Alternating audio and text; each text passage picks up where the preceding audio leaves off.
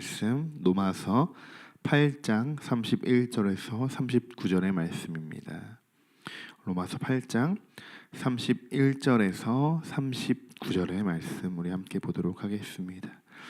오늘 본문의 말씀은 로마서 5장과 8장을 통해 주의 깊게 전개한 바울의 논증에 대한 결론의 말씀입니다.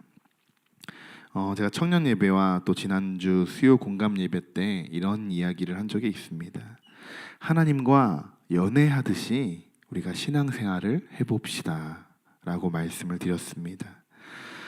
연애를 하는 연인들을 보면 계속적으로 서로에게 마음을 얻으려고 노력하는 모습을 볼 수 있습니다. 상대방에게 내 모든 것을 다 내어주어도 아깝지 않고 오히려 더 기뻐하는 모습을 볼 수 있습니다. 이런 현상을 우리는 사랑이라고 이야기합니다. 하루라도 못 보면 정말 큰일 날 것 같고 또 그 연인들을 바라볼 때 어느 누구도 그 둘을 떨어뜨려 놓을 수 없을 것 같이 보여지게 됩니다. 하지만 어느덧 시간이 흐르고 그 뜨거웠던 사랑은 점점 식어지게 됩니다. 처음에는 둘이 막 좋아서 결혼할 것 같이 그러더니 지금은 우리가 언제 그랬냐는 듯 서로에게 대하는 방식이 변하게 된 것이죠. 이들은 분명히 서로 사랑하고 깊은 교제를 했습니다. 하지만 그 사랑은 영원히 지속되지 않았던 것이죠. 어떻게 보면 당연한 것이죠. 매번 처음 만날 때의 그 감정으로 평생을 사는 사람은 아무도 없으니까요. 이런 사랑의 방식이 지금 우리들이 할 수 있는 최선의 방식이라는 것입니다. 인간과 인간의 사랑은 하나님의 초월적인 사랑을 능가할 수 없습니다. 우리는 에로스적인 사랑, 필로스적인 사랑, 그리고 예수님이 우리에게 보여주셨던 아가페적인 사랑, 이렇게 세 가지의 사랑 방법을 알고 있습니다. 이 세상이 추구하고 가치 있게 여기는 사랑은 이성과의 뜨거운 에로스적인 사랑과 그리고 필로스적인 사랑, 부모와 자식, 형제, 자매 또는 친구 간의 우정들로 묶인 이 필로스적인 사랑, 이 두 가지는 인간적인 사랑을 말하는 것이죠. 본문 우리 31절과 34절의 말씀을 우리가 한 목소리로 읽어보겠습니다. 그런즉 이 일에 대하여 우리가 무슨 말 하리요? 만일 하나님이 우리를 위하시면 누가 우리를 대적하리요? 자기 아들을 아끼고 아니하시고 우리 모든 사람을 위하여 내주신 이가 어찌 그 아들과 함께 모든 것을 우리에게 주시지 아니하겠느냐? 누가 능히 하나님께서 택하신 자들을 고발하리요? 의롭다 하신 이는 하나님이시니 누가 정죄하리요? 죽으실 뿐 아니라 다시 살아나신 이는 그리스도 예수시니 그는 하나님 우편에 계신 자요 우리를 위하여 간구하시는 자시니라. 아멘. 매일 성경 교재에 있으신 분들은 한번 보시면 지금 이 본문의 말씀에 대적할 수 없는 사랑이라는 제목이 붙어 있습니다. 34절에 누가 정죄하리요? 사도 바울은 그리스도인은 결코 정죄받지 않고 기뻐할 것을 확인한다고 이야기합니다. 확신한다고 이야기합니다. 어느 누가 감히 하나님의 사랑에 대적하겠습니까? 우리는 하나님의 사랑을 받고 있는 자들입니다. 하나님의 그 사랑을 여러분은 느끼고 계시나요? 위에서 말한 에로스와 필로스의 사랑은 인간적인 사랑이고 무엇보다 조건적인 사랑이라는 것입니다.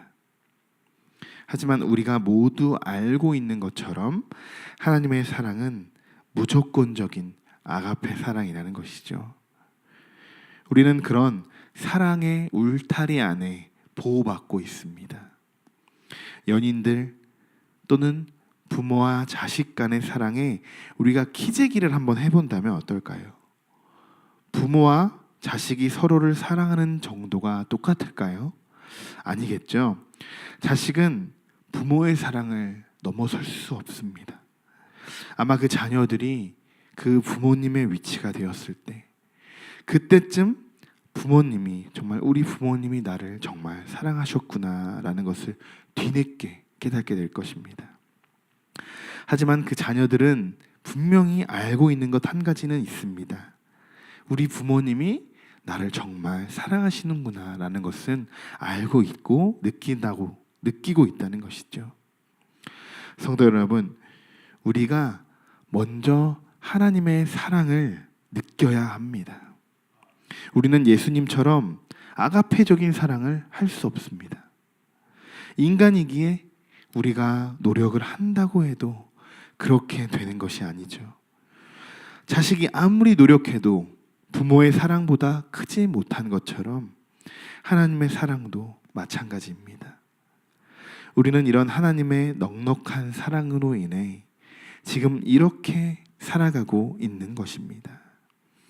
세상은 하나님과 우리의 관계를 대적합니다. 이것이 바로 사단이 하는 역할이죠. 하지만 우리는 전혀 요동치지 않고 이겨낼 수 있습니다. 하나님이 우리에게 하신 사랑은 어떤 사랑인지 이미 우리는 말씀을 통해서 알고 있고 우리에게 보여주신 하나님의 계시들을 통해서 느낄 수 있습니다. 31절과 34절에는 네 가지의 최후 승리를 확신할 수 있는 이유들을 사도 바울이 이야기하고 있습니다. 첫 번째로는 하나님이 우리를 위하시면 누구도 감히 우리를 대적할 수 없다. 두 번째로 이미 우리를 위하여 예수 그리스도를 아낌없이 내어주신 하나님께서 다른 모든 필요한 은사들도 아낌없이 주실 것이다. 세 번째는 우리를 택하시고 의롭게 여겨주시는 분도 하나님이시니 누구도 우리에 대해 더 이상 대적할 수 없다. 마지막 네 번째로 죽으시고 부활하신 그리스도께서 지금도 하나님 우편에서 우리를 위하여 중보하고 계시니 누구도 우리를 정죄할 수 없다. 이렇게 예수 그리스도를 통한 하나님의 사랑은 그 어느 누구도 끊을 수 없는 것이죠. 이것으로 인해 우리는 최후 승리자가 되는 것입니다. 성도 여러분, 우리가 힘들 때 이 말씀을 붙들었으면 좋겠습니다. 내가 하나님의 사람인데 나를 누가 감히 대적할 것이고 나를 죽기까지 사랑하시는 분이 계시는데 지금 내가 왜 좌절 속에 머물러 있는지, 힘들과 절망 속에서 내 옆에 아무도 없다고 생각할 수 있겠지만 그럴 때 우리가 일어설 수 있는 힘은 하나님의 사랑인 줄 믿습니다. 지금도 하나님 우편에서 나를 향해 중보하고 간구하고 계시는 분이 있다는 사실을 이 시간 마음속에 깊이 새기시길 바랍니다. 형제 자매 그리고 부모님보다 나를 더 사랑하시는 분은 하나님이십니다. 오늘 이 새벽에도 하나님의 충만한 사랑을 느끼시고 돌아가시길 바랍니다. 우리 35절과 39절의 말씀을 함께 읽어보겠습니다. 누가 우리를 그리스도 사랑에서 끊으리요? 환난이나 곤고나 박해나 기근이나 적신이나 위험이나 칼이랴. 기록된 바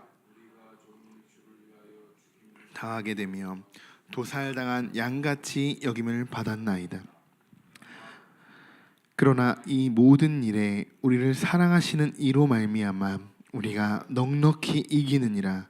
내가 확신하노니 사망이나 생명이나 천사들이나 권세자들이나 현재의 일이나 장래의 일이나 능력이나 높음이나 깊음이나 다른 어떤 피조물이라도 우리를 우리 주 그리스도 예수 안에 있는 하나님의 사랑에서 끊을 수 없으리라. 아멘. 누가 우리를 그리스도의 사랑에서 끊으리요? 우리는 하나님의 사랑의 끈으로 하나님과 연결되어 있습니다. 사단은 분열의 영이기 때문에 하나님이 우리를 사랑하시는 것에 대한 질투가 있습니다. 하나님이 우리를 사랑하시는 것은 감히 사단이 막을 수는 없지만 반대로 우리가 하나님을 사랑하려고 하면 사단이 얼마든지 우리를 틈탈 수 있습니다.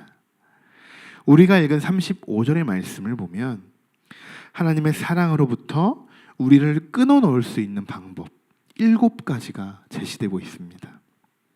환난, 곤고, 박해, 기근, 적신, 위험, 칼. 그중 좀 원어의 뜻을 알고 해석해야 할 4가지의 부분을 한번 말씀드리려고 합니다. 첫 번째는 환난입니다. 환난은 들리시스라고 하는 원어의 뜻이 있고요. 외적 환경과 외부적 원인으로부터 가해오는 압력과 고난을 말합니다. 즉 나로부터 시작되는 것이 아니라 타인으로부터, 사단이 되겠죠. 외부로부터 몰려오는 그 환난을 이야기하는 것이죠. 두 번째는 곤고. 곤고는 원어로 보면 스테노코리아라는 뜻을 가지고 있고 좁다의 의미와 장소라는 의미의 합성어로 사용되어집니다. 이것은 자신을 통제할 수 없는 문제로 인한 마음의 극심한 걱정과 불안한 마음을 의미합니다. 세 번째는 적신, 귐노테스라는 벌거벗음을 뜻하며 개인적 가난으로 인한 벌거벗음뿐만 아니라 사회적인 소외까지 내포하고 있다는 것이랍니다. 그리고 네 번째는 칼. 칼은 마카이아라는 뜻으로 핍박의 칼 또는 순교자들이 당하는 그 목베임과 같은 아주 극한 상황에 일컫는 그런 비유적인 의미로 사용되는 단어입니다. 환난, 곤고, 박해, 기근, 적신, 위험, 칼. 이 7가지는 쭉 보시면 우리가 살아가면서 겪을 수밖에 없는 부분들이죠. 바울은 이러한 7가지를 우리가 피해서 우리가 살아가야 합니다. 7가지를 겪지 마시고 우리가 그것을 피해서 우리가 살아가야 됩니다 라고 이렇게 이야기하고 있는 것이 아니라 오히려 이 7가지를 인정하는 것이죠. 이런 것들이 하나님과 우리의 관계를 위협하는 요소들이 분명하다. 우리는 이것을 피해갈 수 있다. 어떻게 피해가냐? 하나님과 우리의 관계를 위협하는 요소들 분명히 이 7가지가 있지만 결코 그 관계를 끊을 수는 없다. 하나님과 우리의 관계는 어느 누구도 끊을 수 없다는 것을 바울이 고백한 것처럼 우리도 환난으로 찾아오는 외부적인 고통 속에서 곤고, 스스로 내 자신을 통제하지 못한 아주 극심한 걱정과 불안한 마음 속에서 박해로 인한 핍박과 믿지 않는 사람들의 그 따가운 시선의 눈초리 속에서 기근으로 인한 굶주림과 적신으로 인한 벌거슴, 사회에서 소외되는 그 슬픈 현실 속에서 위험과 칼로 인해 우리의 목숨이 위태로워지고 험악한 세상을 살아가면서 사단에게 조롱함 당하지 않고 하나님의 그 크신 사랑으로 당당히 승리하며 나가시는 모든 동탄꿈의 성도 여러분 되시길 소망합니다. 37절 우리가 넉넉히 이기느니라. 38절에 내가 확신하노니. 39절에 우리 주 예수 그리스도 안에 있는 하나님의 사랑에서 끊을 수 없으리라. 말씀을 마치겠습니다. 우리가 가지고 있는 이 성경, 우리가 지금도 보고 있는 이 성경을 한마디로 요약한다면 하나님의 사랑이라는 말로 줄일 수가 있습니다. 오늘 이 시간 우리가 기도할 때 끊을 수 없는 하나님의 사랑으로 인해 넉넉히 이기고 우리 안에 하나님을 향한 사랑의 확신이 들게 하시며 그 누구도 그 사랑을 끊을 수 없다는 것을 믿으시고 그런 하나님께 기도하며 나아가시길 축복합니다.